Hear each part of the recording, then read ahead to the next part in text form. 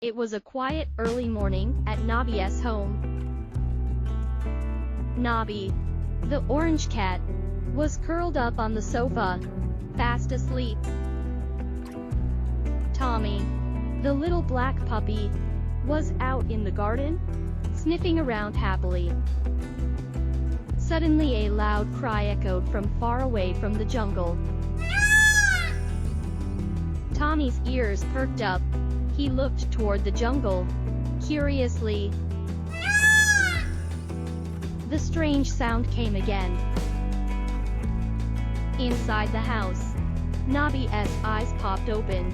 He had heard it too. He quickly jumped off the sofa and ran out to the garden. Tommy looked at him with big, wondering eyes. "Someone needs help. I heard it like a cat," said Nabi. "Yes. Let us go out and see," barked Tommy. So, side by side, the two brave friends set off towards the jungle. They stepped beneath the tall trees. Another cry rang out louder than before. They tiptoed closer. Suddenly, Tommy stopped and pointed. "Oh, a big bird," he barked. There was a big peacock. Nabi squinted. Then his eyes lit up. "That's not just any bird. That's a peacock. I be seen it in Jenny's picture book."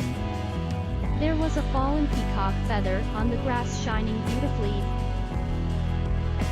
"It is very beautiful," Nabi said. The colorful bird spread its shiny feathers and let out another loud, cat-like cry. Tommy wagged his tail. So it wasn't a cat after all. Nabi nodded, eyes wide. Peacocks sound just like cats, but even louder. The two friends giggled. What an adventure! That day, Nabi and Tommy learned something new. Sometimes, sounds can surprise you.